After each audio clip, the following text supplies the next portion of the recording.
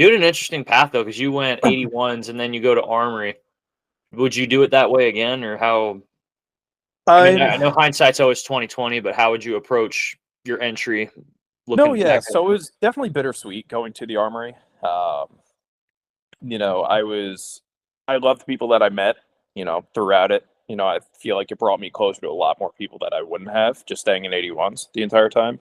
Yeah. I love skating. I probably had the easiest last 2 years that anyone could possibly have. Yeah. You know, but all like the different stories, you know, especially, you know, I never got to experience, you know, like junior Marines under me, things like that.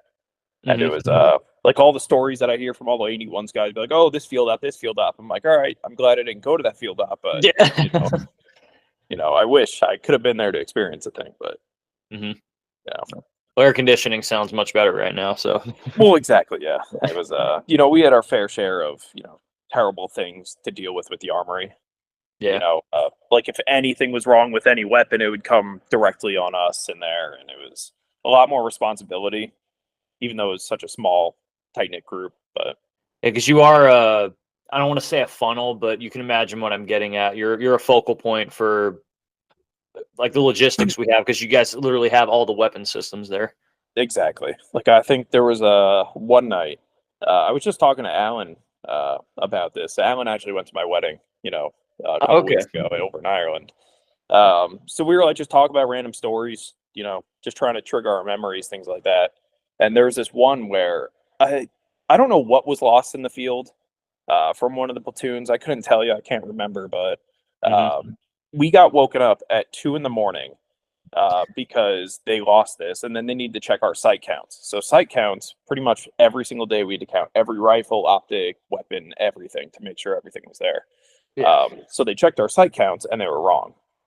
So we're getting pulled into Gunny's office, you know, getting screamed at by him. You know, the CO comes in, starts screaming at us too. And I'm like, it's 2:30 in the morning, you know, and we have to deal with this. You know, it's ridiculous. Yeah. Uh, you know, can't really complain because I was sleeping in my bed. Yeah, it was a good time. Yeah. I don't think I would change anything, you know, Hmm. looking back at it. So What did make you want to go to the Armory to begin with? Gagne. Got Gagne was the reason.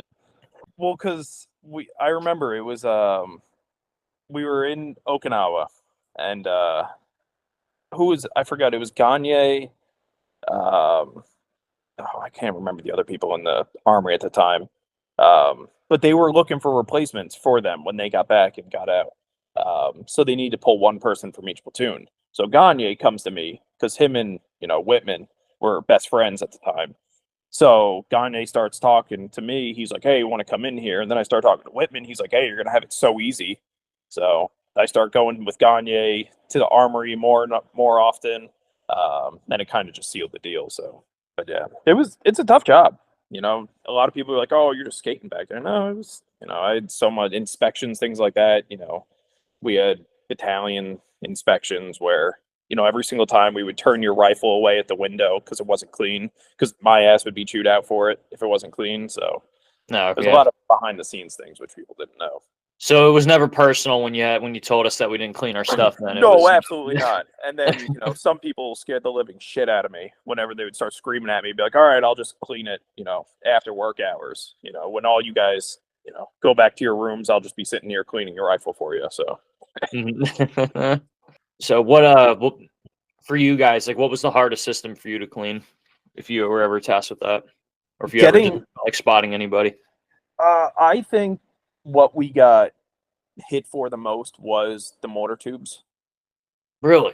Yeah, because they would take out the firing pins, inspect the firing pins, inspect the bores of it and everything. Like pretty much white glove the entire thing for it.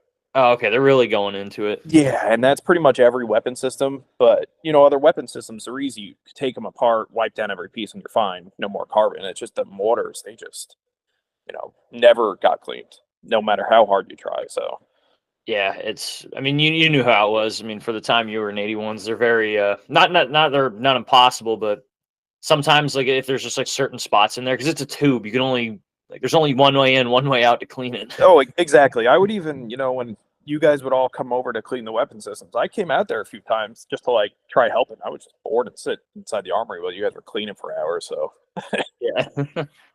I've never got to try this, but there was a staff sergeant in a LAR when we were on the baton.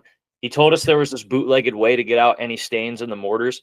That if you took like maybe like a cup's worth of Coke, a Coca-Cola, and then you put some quarters and change in there, you pour it in the tube, and if you just let it slosh and mix around, because I guess Coke, like you know how they'll pour it down the sink to get rid of what's the like grease and stuff like that.